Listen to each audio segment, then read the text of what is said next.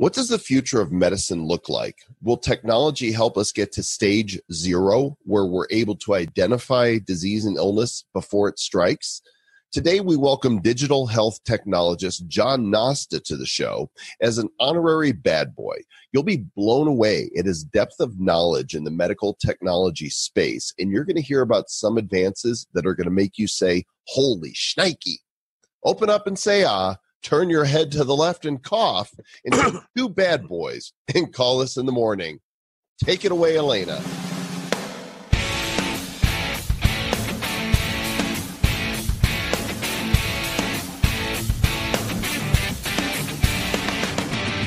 Ready for your hot fix of tech news with the latest apps, sexy software, and groovy gadgets? You got it with the bad boys of tech. Take it away, gentlemen. And welcome to the Bad Boys of Tech, the show for the geeks, nerds, dweebs, dorks, and all the others that love technology in whatever form it must take. I'm Joel Comm, and that is Travis Wright. Yes. And today we're mixing up the format a little bit, folks. So our previous episodes, we've gone news, and then Stuart's done a quick interview. What we've done today is we have one interview that's really very interesting with this sort of merger of health and technology. And we got a really smart dude on today to talk about that, right? John Nosta is a digital health technologist / evangelist, incredibly knowledgeable about what's happening in medicine and technology. He writes for Forbes, also Psychology Today, a number of other publications. And he shared some stuff with us that I was like, wow, really? We can do that? Or we're going to be doing that soon to treat this type of disease or ailment? Really mind-blowing stuff. Yeah, apparently we're not too far away from the Star Wars cantina someday, walking in and seeing a bunch of weird creatures all over because people have changed their DNA. I'm going to stay like this. Hopefully I can stay young. That's what we need to find. We need to find the fountain of youth. It's coming. It's got to be there shortly. Keep those cells, the longevity of those cells. And we'll see. This is good stuff, man. So if you like technology and you like living, this might be a good episode for you. Let's do it. And we are pleased to welcome to the Bad Boys a bad boy in his own right. Well, he's so bad he's good, actually. He's a digital health evangelist. His name is John Nosta.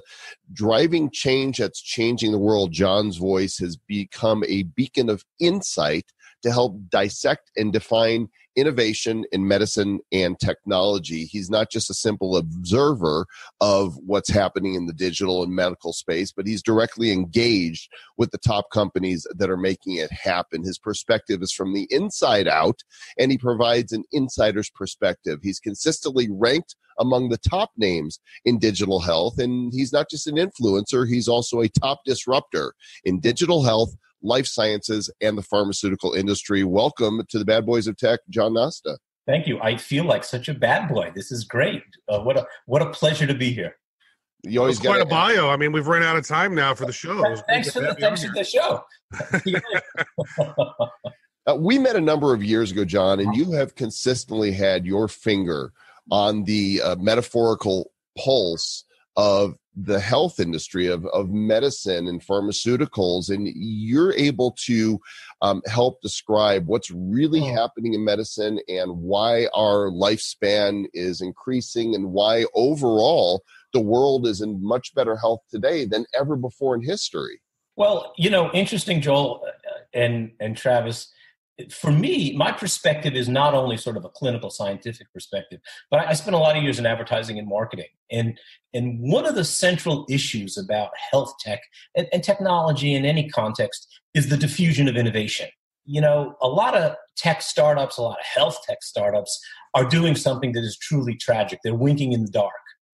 They know what they're doing, but no one else does. They fail to create a powerful positioning statement and a communications platform that could diffuse innovation into the system. So I think that's part of the secret of my success, is that I don't only watch the technological changes but I'm able to translate them into language that sticks to the roof of my customer's brain. And I think that's a big deal. That's quite deficient in a lot of startups across the board today.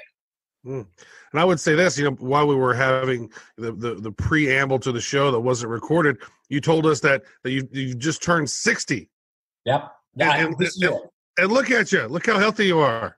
You know what? I think information makes you live longer. That's the only clue that I can find. But so, are there any technologies or any gadgets or anything that you use on your daily basis to sort of help you? Is there, I know there's some interesting vitamins and things out there that are dealing with telomeres and whatnot. So maybe what are some of the gadgets or tech or vitamins that you utilize on a daily basis? I think there's good news, bad news in that question. First off, I think that most of longevity is mediated by genetics.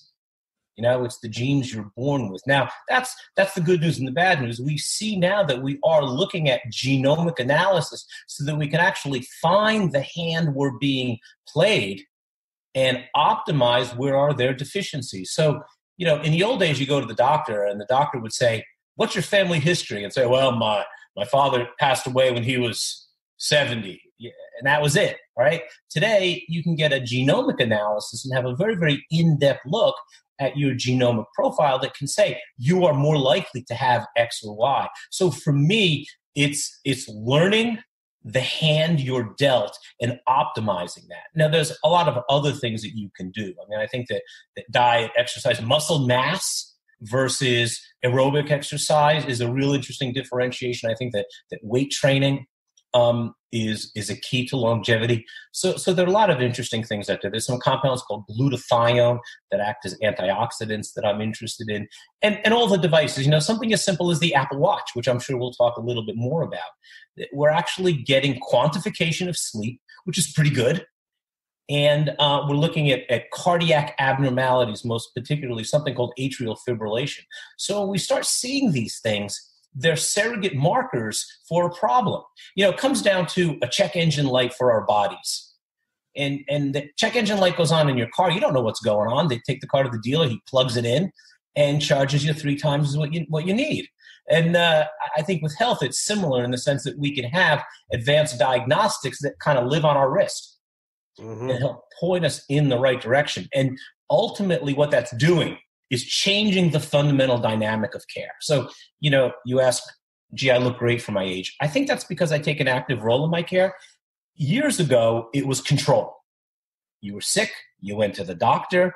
He would give you a pill that pharma would tell him worked, and that would be the process. It was a closed control system. Today, we're seeing control shift to collaboration, where the condition of wellness and the condition of disease is part of a collaborative dynamic where I want to get involved in what's going on. I want to take care of myself.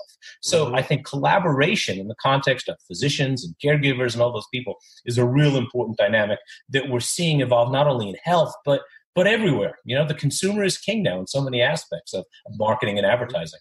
Does it just indicate that I'm such a product of the 90s when every time somebody uses the word collaborate, I want to say, stop, collaborate, and listen? Well, Joel, you've got to do a podcast called The Collaboratory, right? That would push you over the edge. That's cool, right? The Collaboratory. So but let me, you know what? Look, I still get really good points telling my wife I love you. And I've said it a lot of times. It's an old expression, and it comes out of the 50s and 60s and 20s ageless. So I think that some expressions, because they articulate the reality, are okay. So I'm pretty cool with collaboration. I don't think it's quite hack yet. You're going to have a hard sell with Mr. Joel Comm, though, on this Apple Watch. He hates the Apple Watch. Well, it's not that I hate the watch. It's that I stopped wearing a watch probably 8 to 10 years ago.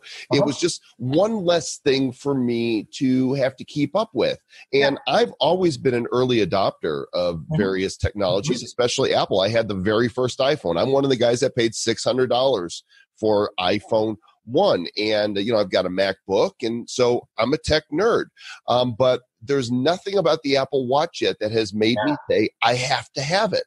Right, because you're not the audience. And I think that in the context of health, now I'm not talking about a watch, but for you, and I think for a lot of people, it's the difference between an option and an imperative. For a lot of people, the Apple Watch is a cool option. It looks nice. It's kind of funky. I can talk like Dick Tracy. However, the fundamental shift for a lot of people, where it no longer becomes an athletic option to count steps, but it becomes a clinical imperative to track the abnormalities of your heart rate. It will prevent you from having that second stroke. So again, for you, the mindset is fundamentally different. It's a cool option. But if you were diagnosed with high blood pressure, or you had sleep apnea, or you had conditions that were seriously compromising your life or your lifestyle, you would look at this option and it would no longer become a dust collector, but a clinical imperative. And let me just jump a little bit farther on that, because we're seeing the use of activity trackers change, right? The old Fitbits and all these things that basically sit in a big pile in my drawer here and collect dust are now being repurposed not only to use as trackers of steps, but trackers of movement. And let me expound on that a little bit. If I told you I could track this, what am I doing? I'm smoking, whatever it is. But I could use gesture analysis to actually help you stop smoking.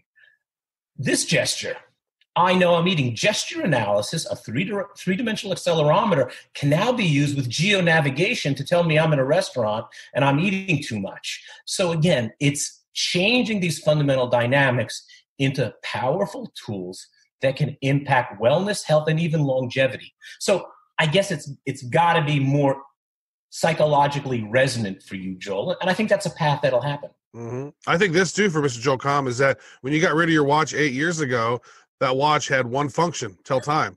You know, now the Apple Watch has so many different functions. It's not that one sort of one use only, right? It's like, oh, I need the time. Well, I can pull out my smartphone for that.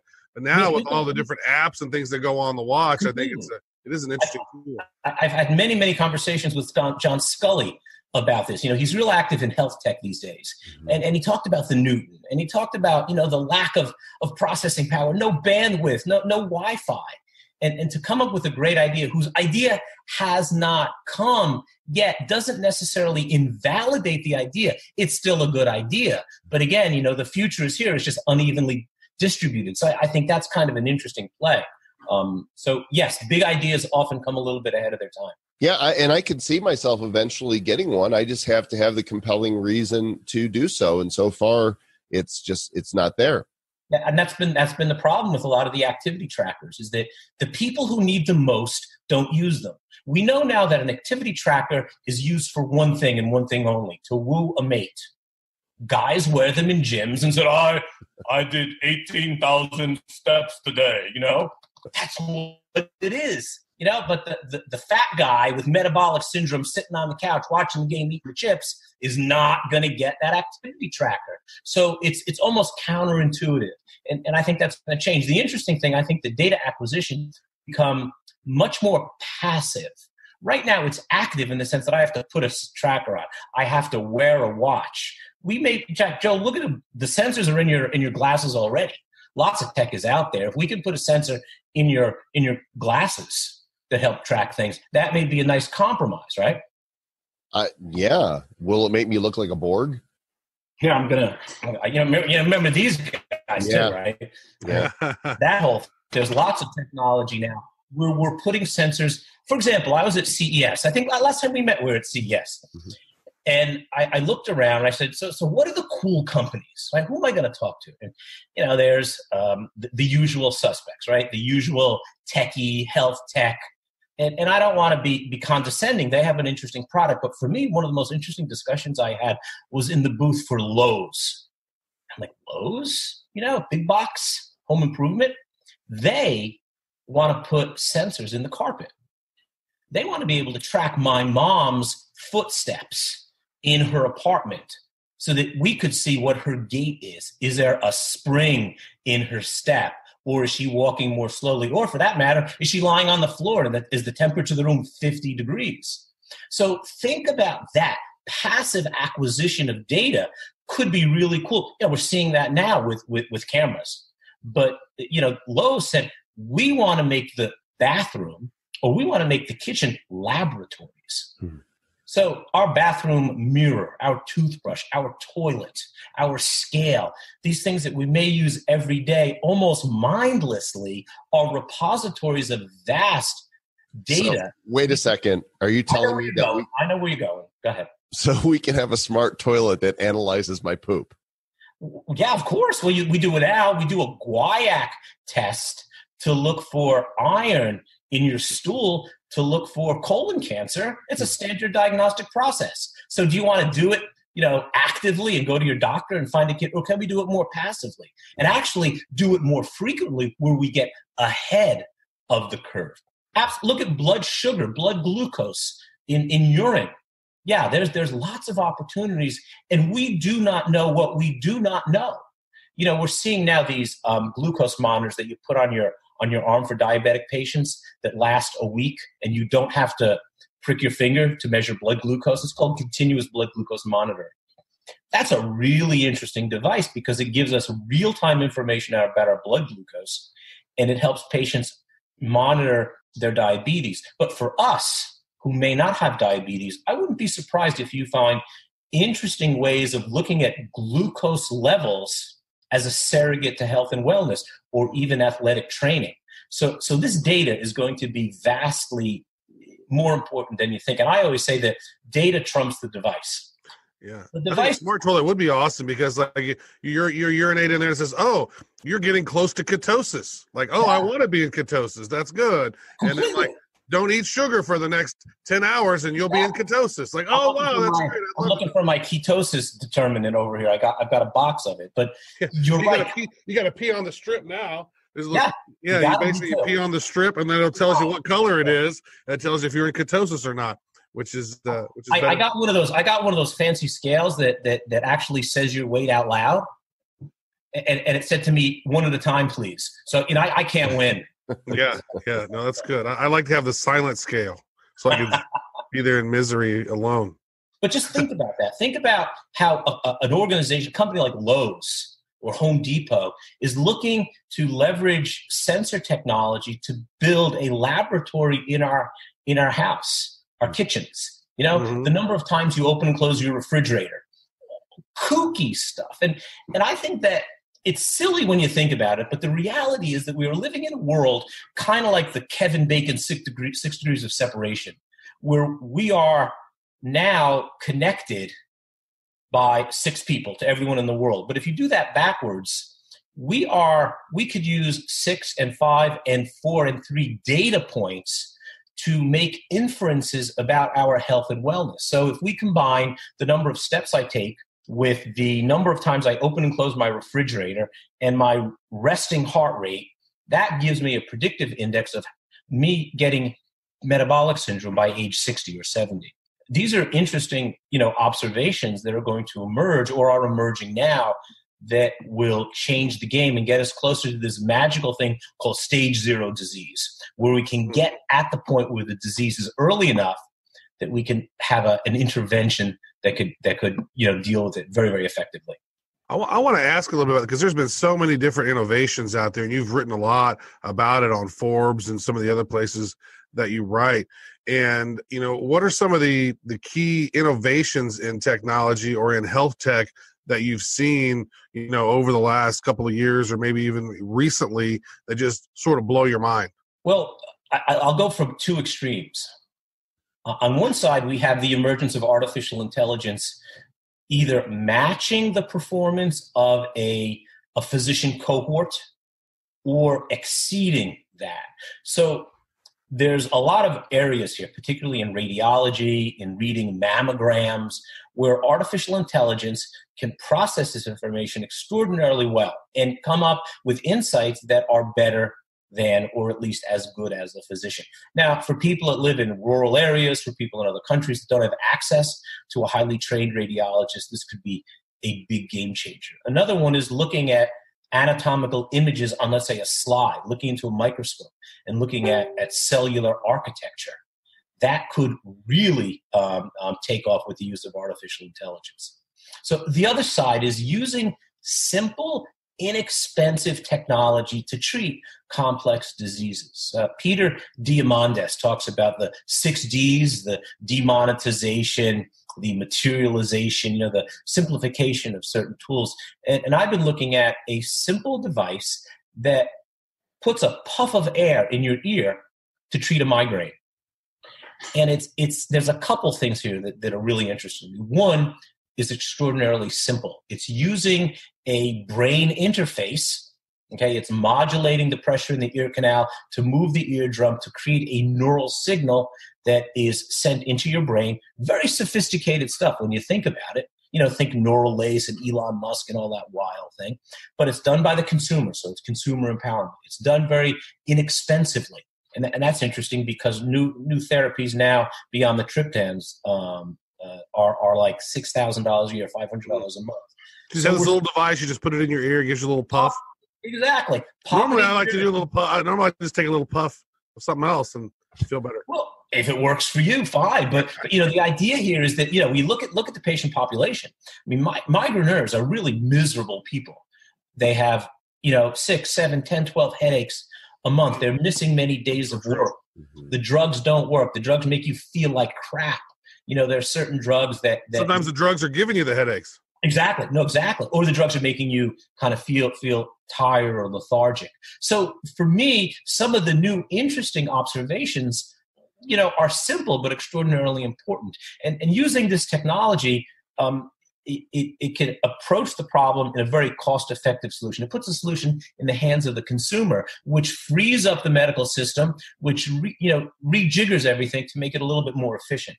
So that company is called Nocira, Nocira, and they're looking at this device. And I don't know, maybe it'll end up in Skylab or the space shuttle or something, because astronauts are bothered by inner ear abnormalities in low gravity. And this might be the trick to help them fix that too. That's interesting. As we talk about simple solutions via technology to help with ailments, let's broaden that to the big question. When do we finally beat cancer?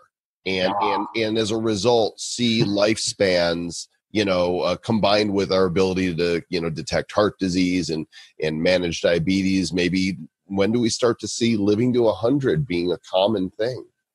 A girl born today has a 1 in 3 chance of living to 100. So the answer to your question is now.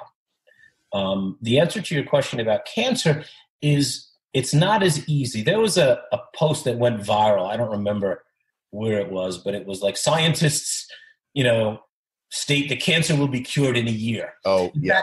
There were stories written about the story, and it was nonsense, because cancer is not a single disease. It's a complex thing. It's when a cell goes haywire. All our cells are programmed to die, and that's either a telomere-mediated process called apoptosis, programmed cell death. But cancer cells don't have that. Cancer cells don't have the signal to die. So what they do is they keep living. So in an ironic twist, the secret to longevity may be found in the disease that kills us. It's really an interesting idea when you think about it. But let's look at therapeutically where we're going. Number one, the emergence of immuno-oncology is a very, very important area, because what we're doing is using our own body to fight our cancer. So instead of using these toxic chemicals that destroy everything and hope that because cancer cells are dividing more quickly, they get more of the drug than the rest of our cells, that's old school. It has utility in certain cancer types, but things like immuno-oncology is really interesting because it tricks our bodies into fighting cancers. And that's real powerful. The problem with that is it's very expensive because we use our own cells to fight that immunological challenge. So in other words, they draw blood, they put the blood in a bioreactor, they do something called a CAR-T program or platform, and then they re-administer it to you. That costs anywhere from like $200,000 to $500,000 for one course of therapy, right? Crazy expensive. And what we're seeing now is the shift from autologous to allogenic transplants. Imagine if we could make this CAR T therapy, this immuno-oncology therapy, and instead of using your own cells, we could use cells just off the shelf, and we can put them on the shelf. And when someone's sick, they get a dose, and they're on their way. That's emerging. So immuno-oncology is an important advance in what ultimately may lead to fighting cancer more effectively. But I want to. Can I talk about the issue of stopping cancer or curing cancer? Of course, please. So what I find really interesting is that prevention is everybody talks about prevention, right? Your grandmother, your mother, from physicians, to nutritionists. And they often talk about things like green leafy vegetables and exercise as the modality of prevention. And for me, I think that we may find the path to prevention is not those green leafy vegetables and exercise. That's part of it. But number one, insurance companies don't pay for prevention, so they don't pay to go to the gym. People want to eat chips and sit on the couch like that 60-year-old guy with metabolic syndrome that we talk about and not get up and exercise. So it's almost counterintuitive or not what we want to do. But imagine this. Imagine if we could find, and this is sort of like an Einstein thought experiment, if we could find the first cancer cell in your body. Clinically, it's not practical, but let's just assume it for the sake of our example here. If we found that first cancer cell and we killed it, what did we just do? You saved a lot of money for folks. Well, we saved a lot of money. Well, let me get to that, because that mechanism in of itself may be expensive. But what we just did is we got very, very close to prevention. In other words, we shared a border with prevention. We were one cell away from prevention. So the path to prevention may not be making a disease never happen in the first place, but tracking a disease at an earlier and earlier and earlier time where we share a functional border with prevention. And that's called stage 0. So right now, think about breast cancer as an example. Breast cancer is often diagnosed by using your hand and feeling a lump. My goodness, that's science? That's technology? That's medicine? That's barbaric. But if we could use technology to find chemical markers, liquid biopsies in our blood, or even use things like sophisticated nanoparticles that seek out cancer cells, and when they find it, they turn themselves on, and we wear another activity tracker, and that activity tracker looks for these particles that have been activated. That's something that Google is working on now, nanoparticle-mediated cancer detection. And that's another tracker that, Joel, if you were diagnosed with a cancer, you were treated for some condition, and we said if it comes back, we can find it and kill it, you'll wear that tracker. Oh, yeah. Right? And that's not going to be a dust collect. That's not going to become 6-year-old Apple Watch. That's going to be something that Carl Malden used to say in those old American Express commercials, don't leave home without it. And that's what we're moving to, because it carries this profound, this heft of both intellectual and cognitive power. So the cure to cancer may be finding it sooner and sooner and sooner. So if we can find AI that can read x-rays, if we can find blood tests, if we could use our breath, our expiratory molecules to track certain things in our body, we may be able to use those devices too. We know that dogs sometimes have a keen sense of disease and they can track disease. We're seeing now that a new type of biopsy, a breath biopsy, can be used to find chemical markers that may indicate cancer at a subclinical stage. It's cool stuff. And look at this. It doesn't hurt, right? I mean, my God, I got to go for a biopsy on my prostate or something. I don't want that, but I have to breathe into a mask. Right? It's like a DNA test. It's a spit test. Where that data goes, I sometimes can be a little concerned. But simplicity and ease of use and consumer friendliness are part of the dynamics that are moving in the same direction with extraordinary advances in science and technology. Mm-hmm. There's been some really interesting stuff. Like I've done some research, and I do periodically. I'll intermittent fast. And there was this great research study that was done at USC that talked about intermittent fasting. And actually, if you intermittent fast 36 hours before getting chemotherapy, then that actually helps your body so much more maintain its strength than if you don't. And then it also talks about how fasting can, because that glucogen, the glucogen that your body produces and your body normally uses as fuel, that's actually fuel for the cancer too, right? Wow. And so it was interesting stuff. There's, and then, historically and over time, when you don't feel good, you don't eat, right? So it's like the body does have some of this self-healing in a lot of ways. It's interesting. It doesn't cost anything, fasting is free. You don't got to go buy any food for it. You just don't eat. There are a lot of data now. And, because keto is real popular, there's a lot of, some stuff is legit, some stuff isn't. So you have to be a little bit careful. But certainly the immunological changes of fasting is well established. Your metabolic profile changes when you fast. Mm-hmm. And some people say that it renews an immunological system. Some people say that it can augment chemotherapy. For me, look, everybody goes to the gym, and when they go to the gym, they do this tough guy workout, right? Push yourself, feel the burn, all that kind of stuff. It's very common, but that's a badge of success, right? That we went to the gym and we really did a hard workout. What we're doing is stressing our system, and it's that stress that causes a rebound or a growth phase that lets us build muscle. We don't, in America, stress our metabolism. What we do is we sit and eat and eat and eat. And I think that stressing the metabolism allows it to react in a way that has real important longevity components. Look, if you go to nature and you look at examples of animals, mammals in particular, lions, tigers, things like that. I mean, they'll eat a big meal and don't eat for 4 days. So there is a physiologic correlate with other species. So I think that the keto diet with fasting, most commonly it's that morning fast. It's the no breakfast fast. You don't eat past, like, say, 8 o'clock at night, and then you wait till noon to eat. I think those are really, really interesting. There's evidence still to come out, but I'm a big fan.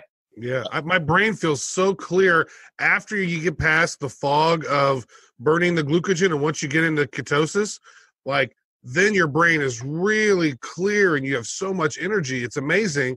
Once I get past, because I've done a few 7-day fasts, and the longest I've done is a 12.5-day fast. Once you get past day 3, for me, it's like smooth sailing. But getting past day 2, I am an asshole on day 2. Because that glucogen's burn, I'm going through carbs and I'm just irritable. And then day 3, I'm coming out of it a little bit. But then day 4, I'm like, oh my gosh, you don't even think about needing to eat, because if you got fat, your body's going to convert that into ketones and your brain's going to burn off the ketones. It's great. But man, getting past day 3 is so hard. Yep. Then you get your mid-chain, triglycerides and the coffee preparations and stuff like that, So it's an interesting diet. Yeah. I want to shift here for a moment. I want to talk about another topic. In fact, it was the one that initially triggered me to want to invite you on the show, and that is DNA testing. 23andMe and these other companies that are able to determine what percentage of, where we're from we are. And along these same times, we're finding out that this information can be used as an invasion of privacy and sold for interests that are not our own. So, my first question is, how do they do this without getting overly technical and making our heads explode? And what do you think of the privacy concerns? Wow, that's my head explodes just thinking about how to answer this question. So number one, right? DNA analysis, Ancestry, 23andMe, those companies are perfectly fine. I've actually written about this and questioned whether or not the purpose of the company is a DNA analysis company or a mechanism to get data and sell to companies like pharma. GlaxoSmithKline paid $160 million or $200 million, something like that, for the data from 23andMe. Mm-hmm. So it's a complicated question because, it's the box we check when we enroll. We read all this stuff and say, yes, I agree to have my data sold, and it's depersonalized. So here's the question, right? My DNA data is depersonalized. Isn't that counterintuitive? How do they depersonalize my DNA data? So I'm giving you the signature to my life, and thinking it's going to be depersonalized. So I think it's problematic. We're seeing so many movements now. One is the notion of ownership of data. Who owns your data?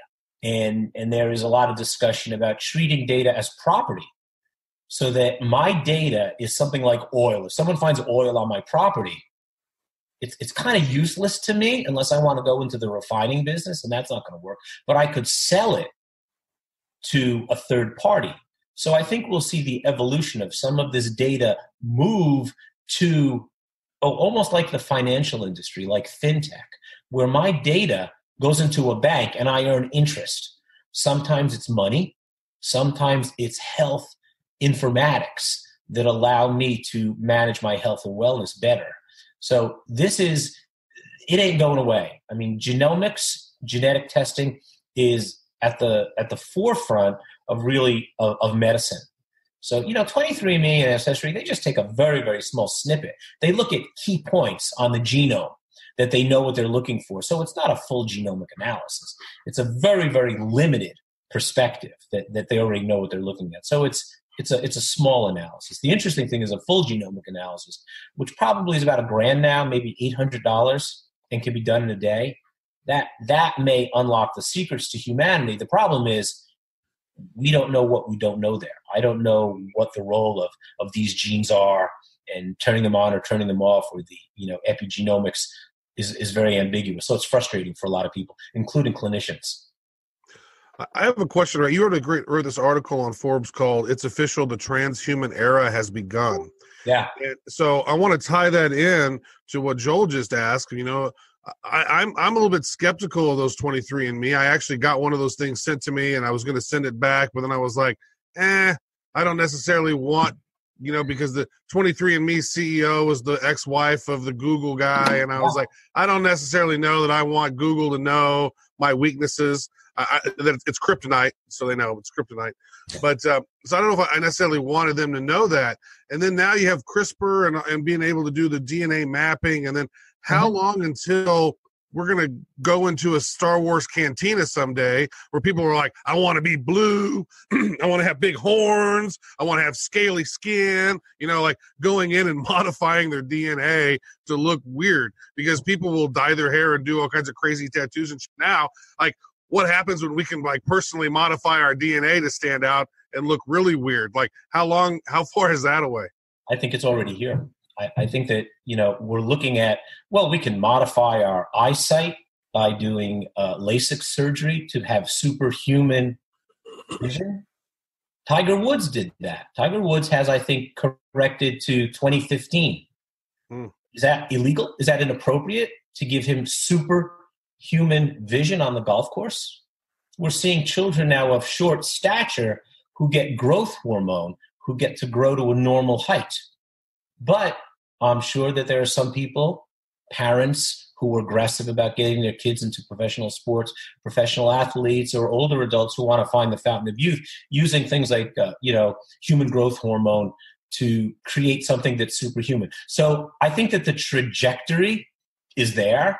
We're looking at managing embryos and changing things around to optimize certain traits. So it's freaky. There's no doubt about it. I think that, however, getting back to that story and this whole notion of the transhuman reality, everybody knows about the Gartner hype cycle, right? That's a very classic tool, and it shows the peak and the trough of aspects of innovation, different types of innovation.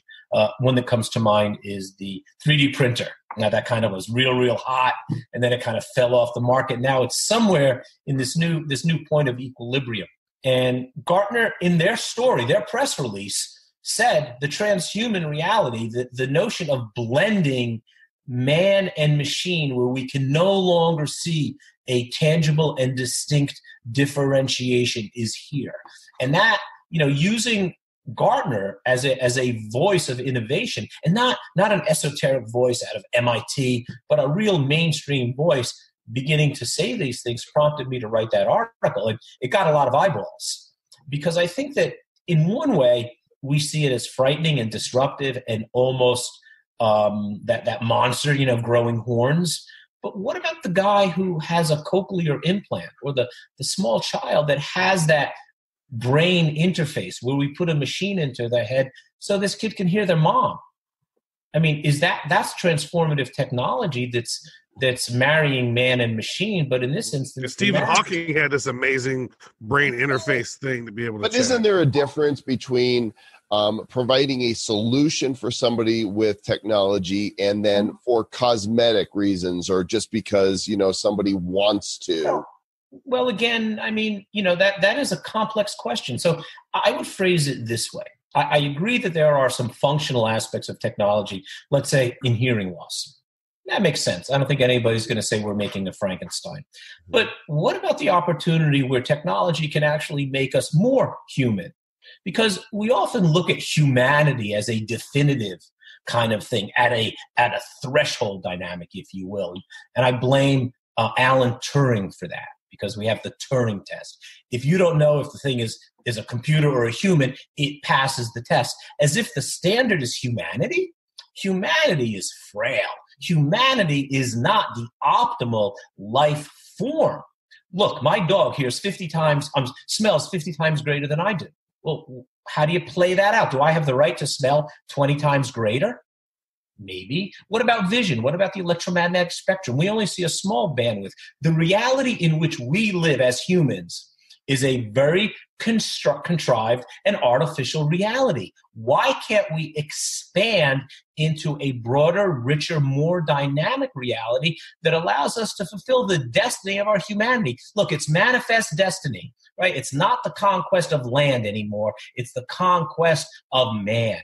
And I think we'll see fundamental changes. So, your human form, Joel, it ain't the definitive form as much as. But I've seen the movies. I've seen Terminator and sure. You want Hollywood? You want Hollywood to be the arbiter of innovation and transhumanism? Great, fine. I don't read Spielberg as part of my textbooks. Okay? That's silly. Right, exactly. And look, if there's no heat, you're not going to sell tickets. So it's got to be this dystopian reality. Because if it's real happy and everybody enjoys what they're doing, it's not a movie. So I'm very, very skeptical of using Hollywood as the definitive view of the future. As you should be. In more ways than I'm even going to comment. So, also, let's touch on this here, because I think this is interesting, because Nikola Tesla is one of my favorite humans. In the history of the world. I actually created this mastermind image of all my favorite people throughout time. That's sort of this Sergeant Pepper's looking thing. And Nikola Tesla is sitting right beside me. He's so smart. I mean, the guy he used his imagination, visualization exercises until he got his product exactly the way that he wanted it. And then he built it, and then it would work on the first time. Like, this guy was just an amazing genius. So maybe talk about that. You there's an article here that you've referenced, Elon Musk versus Nikola Tesla, and they're kind of similar in the same vein, where they're definitely being very innovative. But what's the parallel between them? How are they different? And what are some of the takeaways from that? I think that one of the most interesting aspects of innovation is this proverbial thought experiment that Einstein talked about. He said, what would happen if I could move along on a beam of light? What would the world look like? And it's these thought experiments, these sort of cognitive constructs that are really interesting. And I think Nikola Tesla really was even greater than that in his ability to conceptualize, for example, AC current, right, versus DC. And the battle he fought with Westinghouse and Thomas Edison and all that went down. And now let's jump to the today's day of the tech entrepreneur in Silicon Valley and Elon Musk and the bravado and the machismo of achievement in both genders.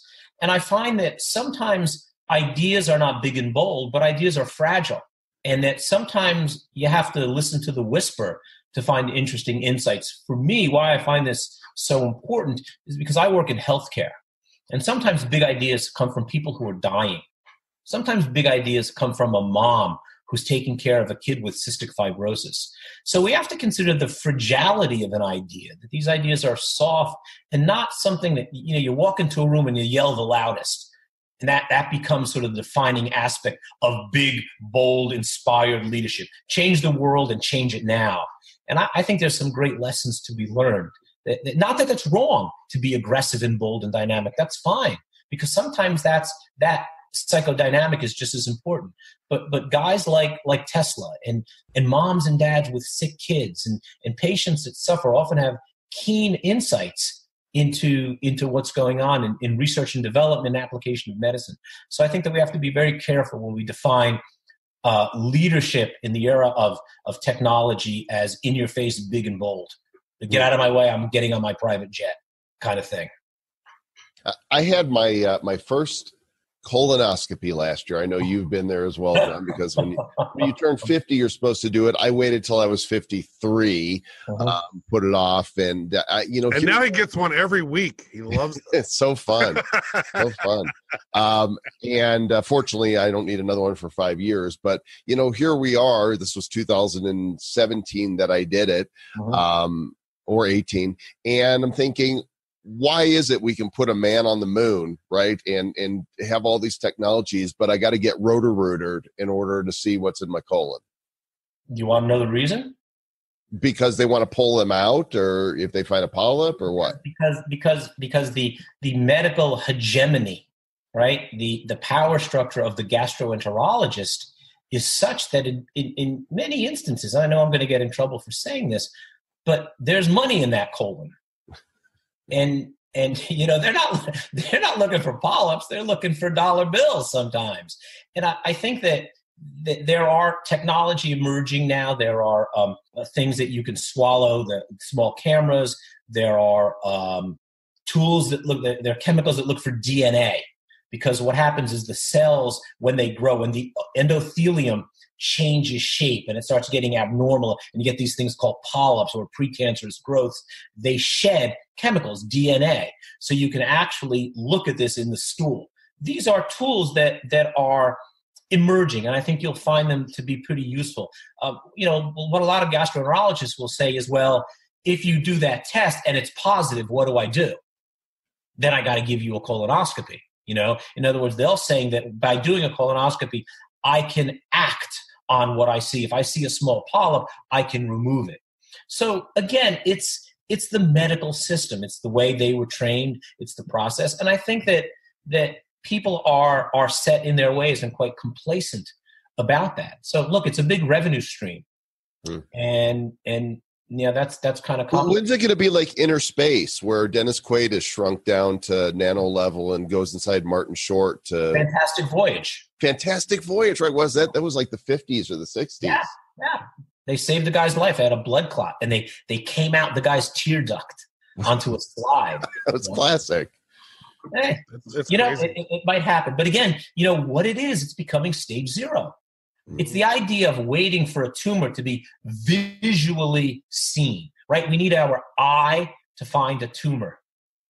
I don't know about that. It's not a tumor. No, there are biomarkers. They're called liquid biopsies. I talked about them. Your blood is a circulating inventory of the wellness of your body. Can we look for markers? And sometimes those markers may be for cancer. Sometimes those markers might be that you're going to have a heart attack. A heart attack is not a sudden process. It's the narrowing of a coronary artery, and then the plaque gets hard and crispy, and then it starts to break, and it gives off these compounds called thromboxanes and endoperoxides. It's a complicated process, and all of a sudden, the clot comes in and closes off that artery. Then you have chest pain. But we may be able to find early markers of some of those compounds, particularly patients who are at high risk. And keep an eye on them. It's just like with a mom with cancer. If a woman has a breast cancer, has a mastectomy, and then we can now track her body using nanoparticles to find the return of that cancer, or prostate cancer, or any type of cancer, this may become an important modality to intervene early. And just as an example, these tests are being developed now at MIT. They're not commercially available, but they're in clinical testing now. And the way it works is, you take a pill, and these chemicals go inside your body, and then if it finds a tumor, it attaches to the tumor, and a piece of the compound breaks off and goes into circulation, and you pee it out. So what you do is do a dipstick. just a simple urine dipstick, almost like a pregnancy test, that can find cancer. And those are game changers. Those are actually, just had a friend of mine, 49 years old, feeling great. And then he had this massive heart attack and dead. Crazy. I mean, one of the things that you touched on earlier was this idea of wellness versus healthcare, right? Healthcare to me seems it's so expensive, right? You go to the doctor, there's not even a menu most of the time. You have no idea the costs that are going to come at you. And even if you have insurance or if you don't have insurance, the costs are going to be different.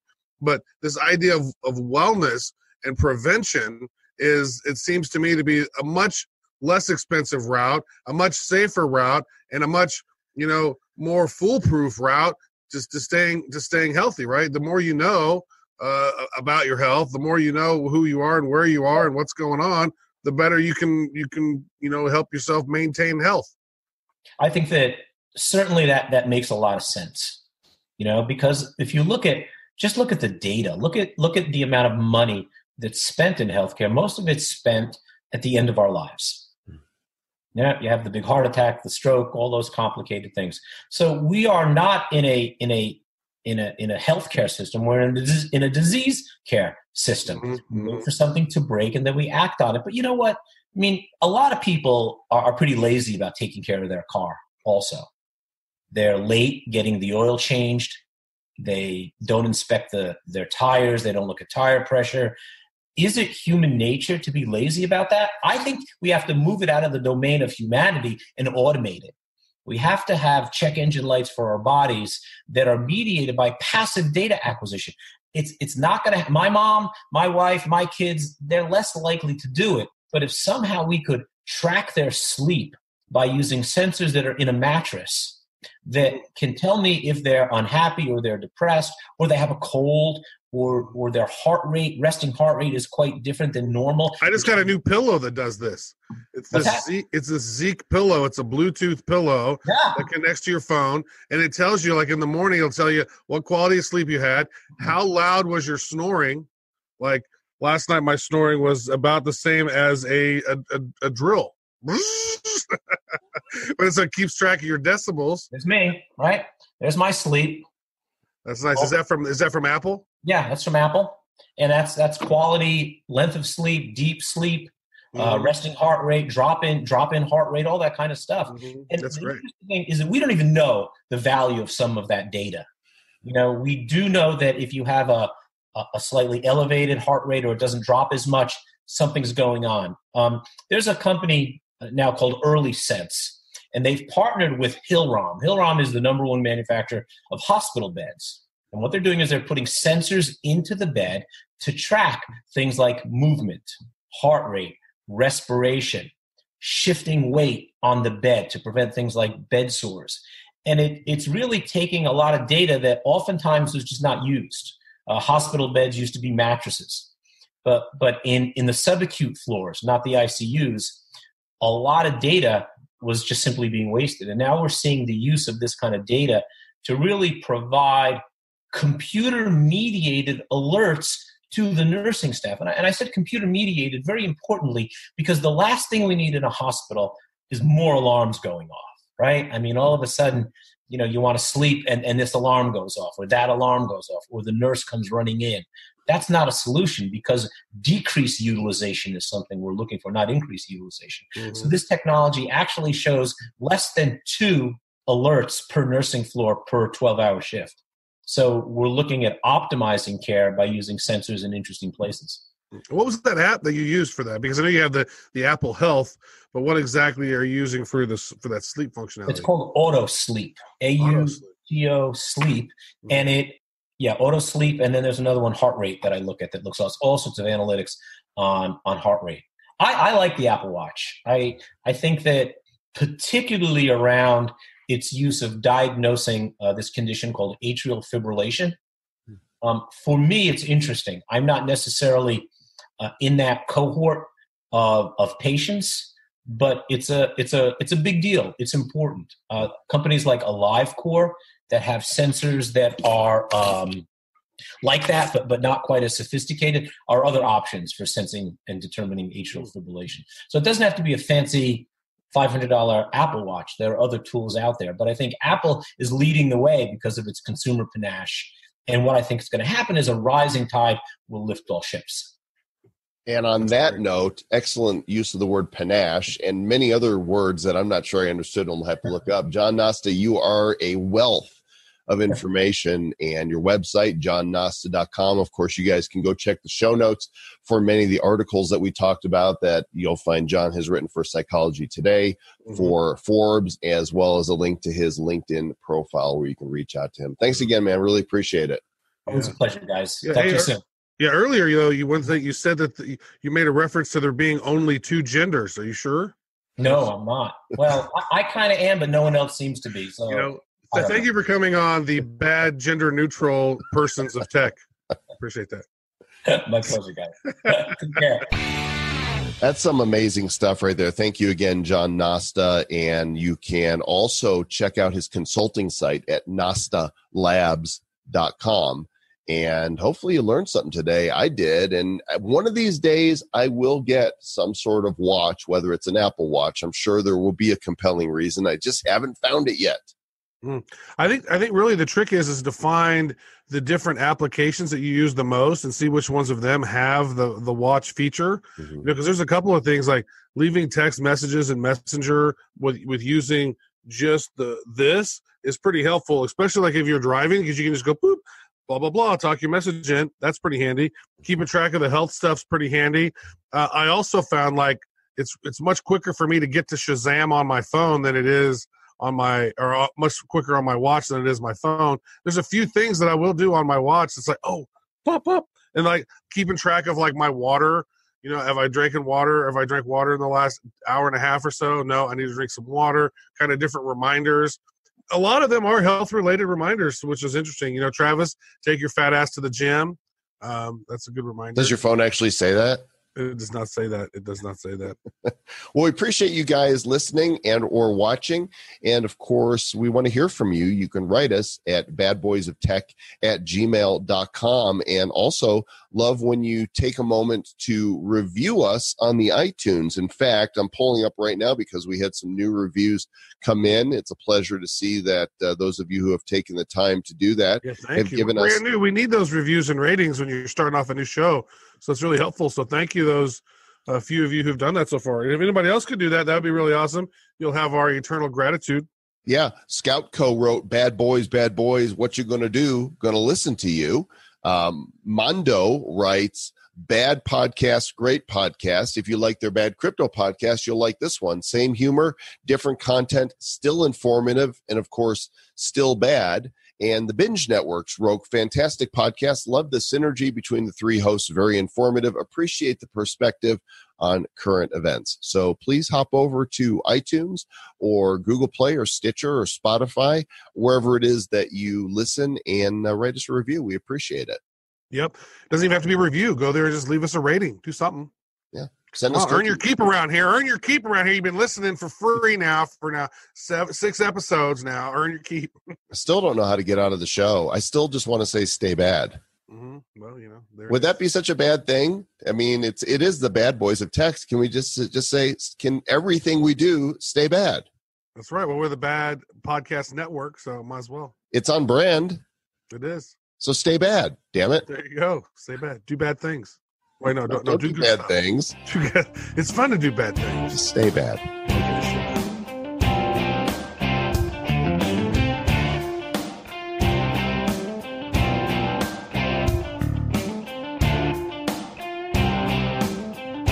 The Bad Boys of Tech.